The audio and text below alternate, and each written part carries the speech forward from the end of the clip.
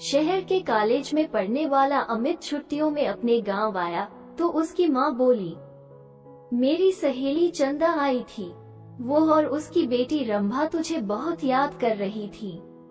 वो कह गई है कि तू जब गांव आए तो उनसे मिलने उनके गांव आ जाए, क्योंकि रंभा अब तेरे साथ रहकर अपनी पढ़ाई करेगी।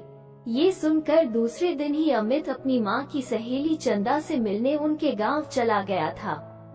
जब अमित वहां पहुंचा तो चंदा और उनके घर के सभी लोग खेतों पर गए हुए थे। घर पर रंभा अकेली थी। अमित को देखकर वो बहुत खुश हुई थी। रंभा बेहद खूबसूरत थी। उसने जब शहर में रहकर अपनी पढ़ाई करने की बात कही तो अमित उससे बोला, तुम मेरे साथ रहकर शहर में पढ़ाई करोगी तो वहाँ पर तुम्हें शहरी लड़कियों जैसे कपड़े पहनने होंगे, वहाँ पर यह चुन्नी बुनी का फैशन नहीं है।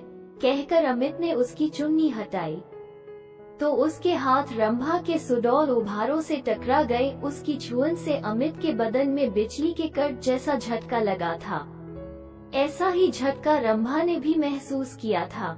वो हैरान होकर उसकी ओर देखने लगी तो अमित उससे बोला, ये लंबी चौड़ी सलवार भी नहीं चलेगी। वहाँ पर तुम्हें शहर की लड़की की तरह रहना होगा। उनकी तरह लड़कों से दोस्ती करनी होगी। उनके साथ वो सब कुछ करना होगा जो तुम गांव की लड़कियां शादी के बाद अपने पतियों के साथ करती हो। कहकर वो उसकी ओर देखने लगा तो वो शर्माते हुए बोली, ये सब पाप होता है। अगर तुम इस पाप पुण्य के चक्कर में फंस कर ये सब नहीं कर सकोगी तो अपने इस गांव में ही चौका चूल्हे के कामों को करते हुए अपनी जिंदगी बिता दोगी। कहकर वो उसकी ओर देखते हुए बोला, तुम खूबसूरत हो, शहर में पढ़ाई करके जिंदगी के मजे लेना। इसके बाद अमित उसके नाजुक अंगों को बार बार छूने लगा। उसके हाथों की छुअन से रंभा के तनबन में बिजली का कट सा लग रहा था। वो जोश में आने लगी थी। रंभा के माँ बाप खेतों से शाम को ही घर आते थे, इसलिए उन्हें किसी के आने का डर भी नहीं था।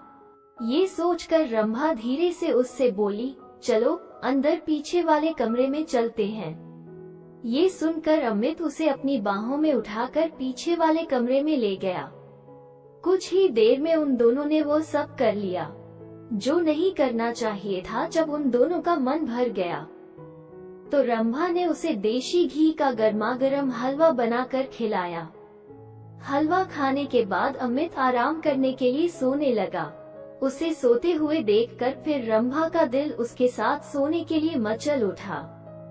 वो उसके ऊपर लेटकर उसे चूमने लगी तो वो उससे बोला, तुम्हारा दिल दोबारा मचल उठा है क्या? तुमने मुझे प्यार का चस्का जो लगा दिया है। रंभा ने अमित के कपड़ों को उतारते हुए कहा। इस बार वे कुछ ही देर में प्यार का खेल खेलकर पस्त हो चुके थे, क्योंकि कई बार के प्यार से वे दोनों इतना थक चुके थे कि उन्हें गहरी नींद आने लगी थी। शाम को जब रंभा के माँ बाप अपने खेतों से घर लौटे तो अमित को देखकर खुश हुए। रंभा भी उसकी तारीफ करते नहीं थक रही थी।